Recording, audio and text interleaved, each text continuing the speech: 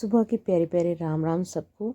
और देखो हमारे मंकी जो है वो माइक में बोलने की कुछ कोशिश कर रहे हैं और हमारी चिंता जो है उसे बुलवाने की कोशिश कर रहे हैं।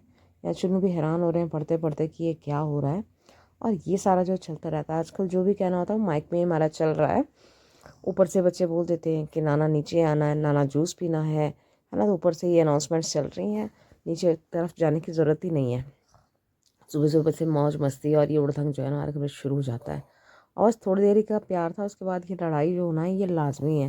बेचारा मेरा चुन्नू थोड़ा शांत हो जाता है, पर शांत ये भी नहीं होता। ये क्या करता है, ये एक बार मारता है फिर चुप बैठ जाता है।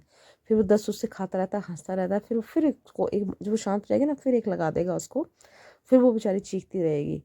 और अभी उसके पास से माइक चला गया, तो वो स्पीकर में कोशिश करेगी शायद स्पीकर से भी कोई बोल लेगा। तो सुबह सुबह बस यही पागलपंथी जो है हमारे घर में शुरू रहती है। क्योंकि पाठ का था आज टेस्ट, उसे पढ़ना था पर वो पढ़ नहीं रहा था। तो उसकी मौज मस्ती ही चली हुई थी और मुझे फटाफट से निकलना था घर, क्योंकि आज जो है टाइप वाले पर्सन जो है वो आ रहे थे। तो उनसे एस्टिमेट लेना था और एक ही काम को ना बहुत लंबा लंबा टाइम लग जा रहा है। बहुत मुश्किल है भाई काम कराना, और लेबर से काम कराना बहुत मुश्किल है। तीसरा टाइल वाला है जिससे मैं आज बात करने जा रही थी, वो कहते हैं कल आएंगे और फिर उसके बाद उनको तो परसों आएंगे। तो मुझे ये चीज़ बिल्कुल पसंद नहीं। और ये हमारी पड़ता दी हट्टी बहुत फेमस। तो आज हमारे घर में छोटा सा एक कीर्तन था, तो उसके लिए लेना था मुझे प्रसाद। हमीरपुर मतलब शान है ये। तो मैं फटाफट से लेबर से बात करके आई। मम्मी ने यहाँ पर डेकोरेशन वगैरह कर दी थी तुलसी मैया की। यहाँ पे प्रसाद वगैरह सारा ले आए थे बाहर। और मुझे भी कहा था कि ठाकुर जी को लेके आओ आप फटाफट से, क्योंकि आज पूरा 1 साल हो गया। ठीक 1 साल पहले हमारे घर में तुलसी विवाह हुआ था। तो मम्मी ने हार हूर भी सारे फूलों से बना रहे हैं। मैं कई बार कहती हूँ कि बने बनाए ले आते हैं, लेकिन मेरी माँ को तसल्ली नहीं होती। मेरी माँ को होता है कि खुद ही बनाने हैं।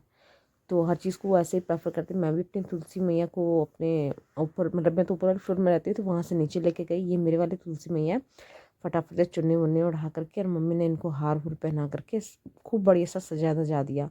और मॉर्निंग में ही आज सुबह सुबह हमारे घर में कीर्तन था आज। और बहुत टाइम बाद एक कीर्तन हो रहा है। मैं सोच रही थी, मतलब पहले ना रेगुलर रैंडम भी होते रहते थे, कभी किसी के घर में कभी किसी के घर में, जब छोटे होते थे। लेकिन अब मुझे लगता है शायद किसी के पास टाइम ही नहीं है। ना बुलाने वालों के पास है, ना आने वालों के पास टाइम है। और ये वाली मस्ती ना हम लोग भी किया करते थे, ऐसे बाहर शीट्स वगैरह दरिया जब बिछाते थे ना, तो उसके बाद मेरे मोहल्ले के बच्चे इकट्ठे हो जाते, हमने बहुत मस्ती करते थे हम लोग। तो गुड़िया को मुझे भी देख के याद आ रहा था कि हम लोग ऐसे करते थे। कीर्तन हुआ स्टार्ट, और कीर्तन में जो भैया जी है ना, ये हमारे यहाँ रेंट पे रहते हैं और इतना अच्छा कीर्तन करते हैं, इतना अच्छा कीर्तन करते हैं। मैंने तो कल देखा इनको, और एक जेंट्स इतना अच्छा कीर्तन कर सकते हैं। मतलब ये सारी औरतें जो थी, इनकी किसी की आवाज़ नहीं सुनाई दे रही थी, सिर्फ इन्हीं की आवाज़ सुनाई दे रही थी। और बहुत प्यारा इन्होंने मतलब इतने अच्छे भजन किए। एल्स हमारे क्या होता है, लेडीज जो नाराज़ हो जाती हैं, कोई बाहर का पर्सन आ जाए ना कि हमें मौका नहीं मिला गाने का। लेकिन जब भैया इतने अच्छी ढोल के इतना अच्छा गाया, तो सब लोग आपस में कह रहे थे कि अब दोबारा कीर्तन होगा तो भैया को भी बोलेंगे। और भैया बहुत अच्छा कीर्तन करते हैं। जबकि इनको घर जाना था, फिर भी ये रुक गए। मतलब इनकी बस जाने वाली थी 1:30 बजे। फिर मेरे भाई ने किया कि हम जा करके इनको छोड़ आएंगे। और लास्ट में लेडीज़ कहते हैं कि अब थोड़ा सा डांस भी हमारा हो जाए, नाच गाने वाला गाना गा दो। तो भैया ने नाच करने वाला गाना भी गा दिया। और उसमें थोड़ा थोड़ा सबने 2-2 कदम जो है वो लगाए, अपने हाजरी लगाई और कीर्तन की फिर हमने मिलके सबने आरती। ये आरती सबसे लास्ट में होती है। आरती वारती की और प्रसाद वाद बांटा, और सब गए अपने घर चाय वाय पी करके। और घर वालों के लिए रह जाती है साफ़ सफाई की। अब उठाओ भाई, शीटें उठाओ और सामान उठाओ। ये सारा हुआ, फिर मैं निकली दुकान के लिए, क्योंकि दुकान में पापा थे। और पापा से बस ये, पापा इतना कर सकते हैं कि दुकान में बैठ सकते हैं। कोई सामान वाला आ जाएगा तो पापा उसे कह देते हैं कि भाई मुझे नहीं पता, वो थोड़ी देर में आएगी, उससे ले जाना। या तो फ़ोन करेंगे, तो फ़ोन पे भी उनको प्रॉपर नहीं पता चलता कहाँ क्या है। उसके बाद चुन्नू आया दुकान में, तो हम लोगों ने एक चीज़ आज गत्ते से बनाई है। बहुत प्यारी चीज़ हमने स्टार्ट की है, अभी पूरी बनी नहीं। जब बनेंगी तो मैं ज़रूर आपके साथ जो है वीडियो शेयर करूँगी। आजकल बहुत ट्रेंडिंग है।